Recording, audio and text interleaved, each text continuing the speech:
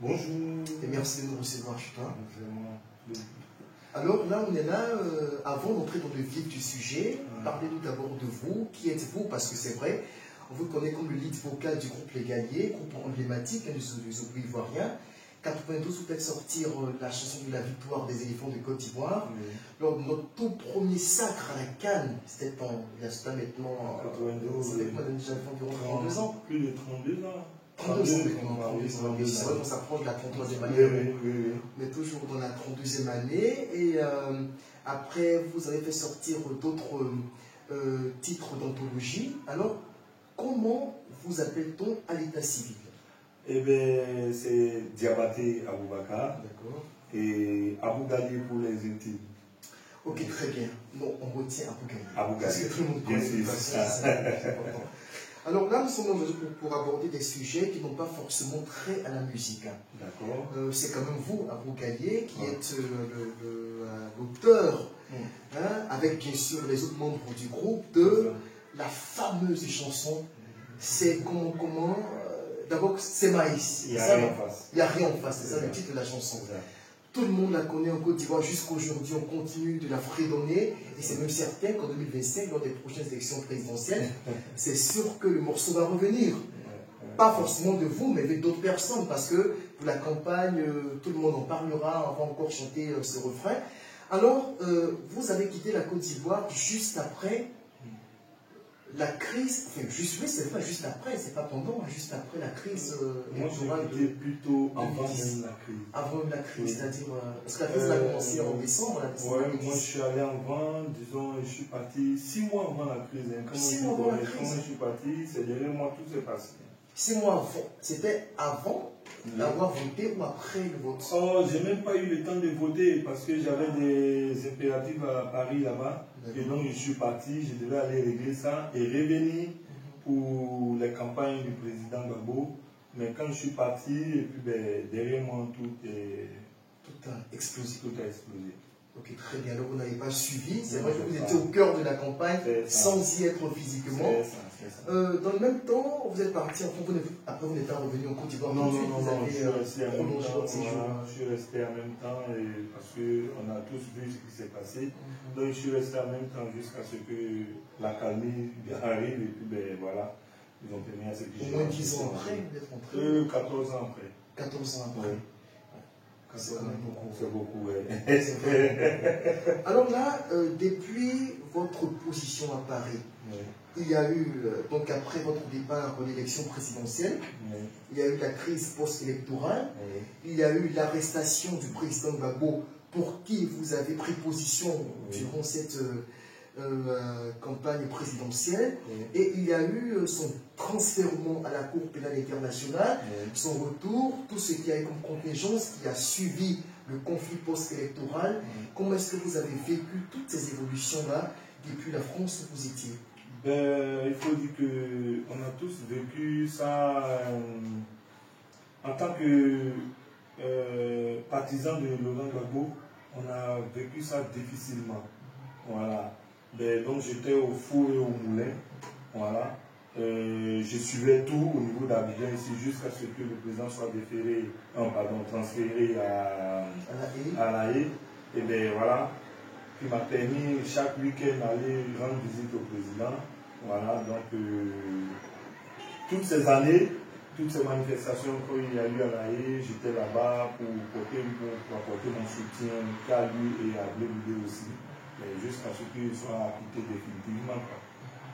Alors, Abou Gali est perçu comme un artiste pro-Gbagbo.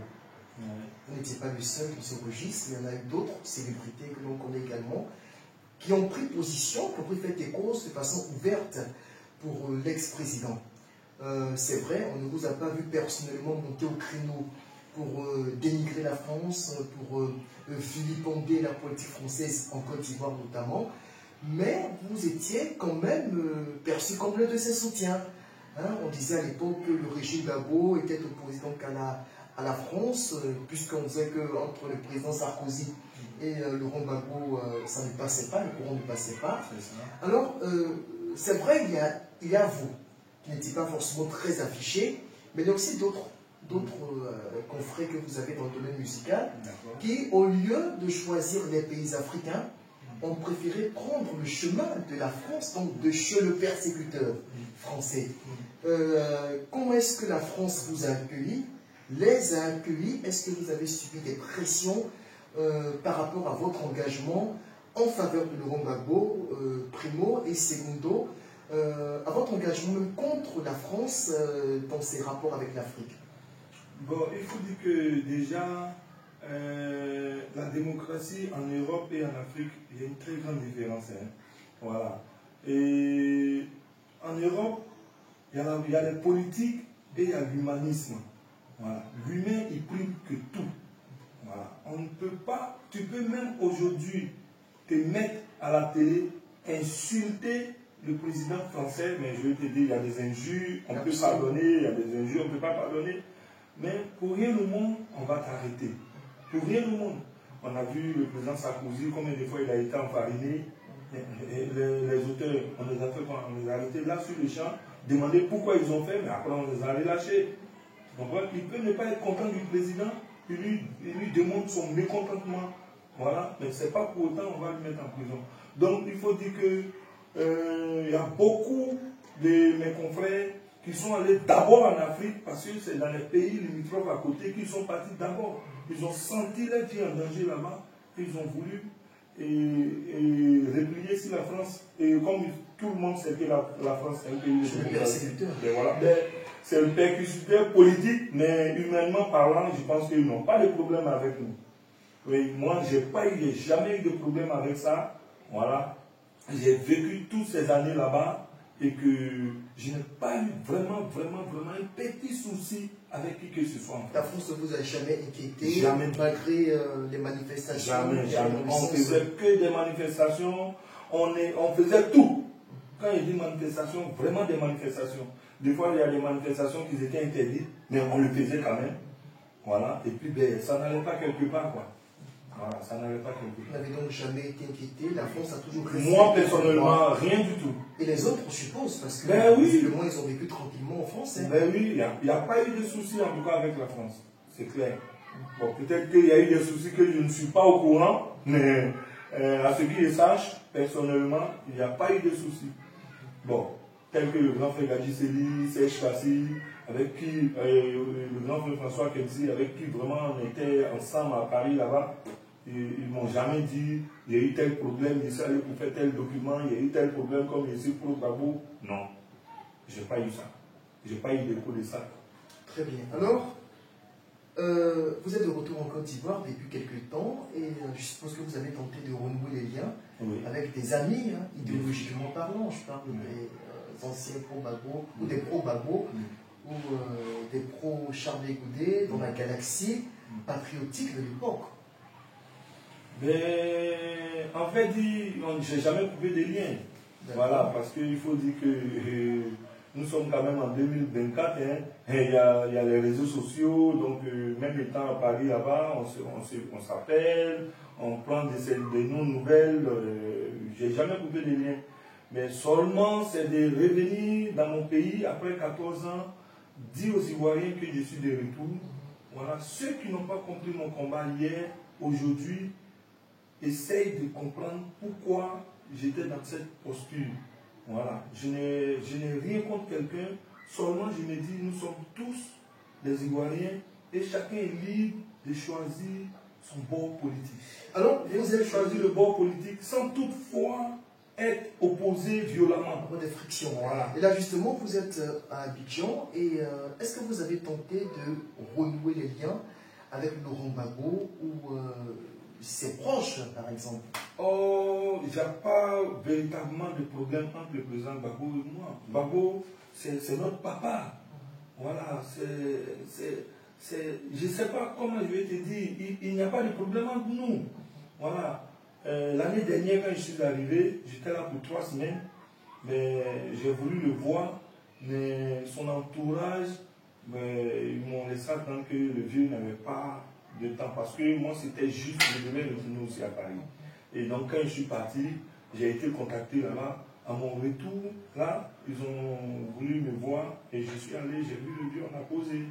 Voilà, donc il n'y a pas de problème. Mais ça se passe très bien ça va. entre lui ça va bien. Oui, ça va, le bien ça va, il n'y a pas de problème. Bien que vous soyez proche de Charles Goudé, il n'y a pas de souci là-dessus? Oh, ben, en tout cas, je suis allé, le vieux m'a demandé les nouvelles, j'ai donné les nouvelles. Maintenant, si c'est parce que je suis proche de Charles Goudé que maintenant on invite d'autres artistes quand il y a d'autres manifestations qu'on n'invite pas, là, je ne sais pas. Vous avez l'impression d'être sabordé, d'être boycotté? Oh, je ne peux pas dire ça comme ça. Je ne peux pas dire ça comme ça. Voilà. Je ne sais pas au juste qu'est-ce qu'il y a comme problème. Mais vous sentez une certaine gêne quand même. Oui, quelque part. Dans vos rapports avec Gbagbo. Oui, quelque part. Il faut être franc. Il faut être franc. Voilà. Le président, tout récemment, il était à Gadougou. Moi, je suis à Abidjan. Tout le monde est à Gadougou. Je n'ai jamais été appelé, mais je ne sais pas pourquoi. Je ne sais pas pourquoi. Très bien. On va conclure avec ce chapitre politique, pour ne pas dire géopolitique. Vous le suivez avec nous tous, la naissance de ce qu'on appelle la Confédération de l'Alliance des États du Sahel. On a abrégé AES qui fait des vagues depuis quelques temps, depuis sa création en septembre 2023, puis officialisée en janvier 2024. Vous, en tant qu'artiste engagé, bon, si vous l'êtes toujours, en tout cas vous l'avez été à une certaine période de votre carrière, comment est-ce que vous percevez l'émergence de cette entité géopolitique qui peut-être n'est pas nouvelle parce que depuis les années 1960, on a eu de telles initiatives qui ont perduré quelques années avant de s'effacer et puis on se reprend plus tard. Mais comment est-ce que, puisque vous êtes contemporain de cette actualité-là, comment est-ce que vous la percevez? Il faut dire que dans la vie, on naît, on grandit et on prend ses responsabilités. Mais je pense que maintenant, ceux que nous avons en face de nous veulent prendre les responsabilités. Mais comment les prendre? C'est là le problème. Quand tu veux prendre tes responsabilités, il faut les prendre de la bonne manière. Voilà, c'est tout. Sinon, ce n'est pas mauvais de dire à quelqu'un que je veux prendre mon autonomie. Ce n'est pas mauvais. Mais il faut savoir le prendre sans toutefois piétiner d'autres. Bon, après, n'était-il pas autonome, indépendant? La grosse question qu'on se pose. Écoute, avec 60 ans d'indépendance, vu que nous avons 60 ans d'indépendance, ça c'est plus qu'un demi-siècle. Et encore, nos colonisateurs sont encore sur nos sols. C'est eux. Je pense qu'il n'y a pas d'indépendance véritable. Dans le cadre, après, c'est vrai que des bases militaires étrangères, l'Allemagne en abrite avec les États-Unis, la Corée du Sud en abrite également, le Japon, il y en a plein d'autres pays comme ça. La Côte d'Ivoire, dans ce cas, n'était pas exception du tout. Voilà, c'est juste une question peut-être d'intérêt géostratégique. Mais au-delà de ça, même la Russie, qui est présente en Centrafrique, au Mali, au Burkina Faso, au-delà de ça, je veux dire, les pays sahéliens qui ont invité la France à intervenir dans leur conflit, mais je veux dire que l'AES s'est créé, on sent quand même une sorte de friction ou de volonté manifeste d'entrer en conflit avec la Côte d'Ivoire. Des accusations récurrentes, bon, qu'on n'arrive pas à justifier forcément. Voilà, s'il n'y a pas de justification, donc je pense que c'est des accusations qu'il ne faut pas prendre en considération. Parce que quand il parle, il faut parler avec des preuves. Quand tu n'as pas de preuves, moi je pense qu'il ne faut pas prendre ça en considération, mais il faut être sur ses gardes, parce qu'on ne sait jamais. Voilà. Venir me dire que j'ai volé chez toi, prouve-moi pourquoi je suis allé voler chez toi. Tu as des preuves? Si tu n'as pas de preuves, je sais à qui j'ai affaire maintenant, et je dois prendre mes précautions, c'est tout. Voilà. Je ne sais pas pourquoi à chaque fois il y a des accusations pour la Côte d'Ivoire, je ne sais pas du tout. Et la Côte d'Ivoire aussi, qui ne le dit pas forcément sur les médias, mais nos autorités qui affirment aussi déjouer plusieurs tentatives de déstabilisation en provenance du Burkina Faso notamment. Voilà. C'est vrai qu'on ne parle pas forcément sur les médias. C'est deux pays frères, c'est dommage que ça. On arrive à ça, c'est deux pays frères, c'est vraiment dommage qu'on arrive à ça. Mais il faut que nos autorités essayent de quand même prendre les responsabilités, voilà, se rencontrer. Il ne faut pas penser qu'à soi, il faut penser au peuple. Voilà. Aujourd'hui, le combat que vous êtes en train de mener, peut-être que l'autre ne comprend pas. Hein? Essaye de la mener à comprendre. Voilà. Ça sert à quoi d'essayer de déstabiliser l'autre pays ou bien l'autre pays, c'est pas bon.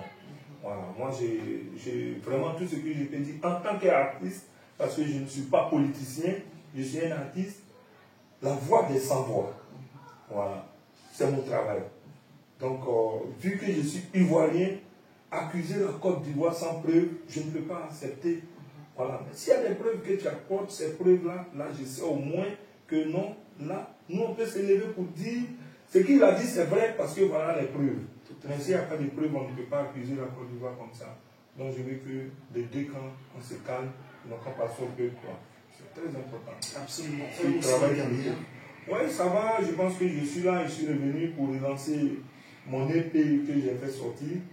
Il y a maintenant 1 mois et demi qui est sorti. Donc voilà, dis aux Ivoiriens qu'après 14 ans, je reviens sur la scène pour faire plaisir aux Ivoiriens et même à l'Afrique. Pourquoi pas une chanson pour les éléphants à la faveur de la prochaine canne? À chaque fois que nous chantons pour les éléphants, on rapporte la coupe. Hein.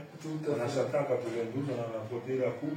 Et là, tout récemment, là, quand je suis venu l'année dernière, là, on a chanté pour les éléphants. Là, on a rapporté la coupe. Mais très bien, donc voilà, vous êtes un donc, porte-bonheur. voilà, donc pourquoi pas, nous sommes des patriotes. Voilà, les guerriers, c'est des patriotes. On chante pour la nation. Voilà. Et c'est ce qu'on doit mémoriser.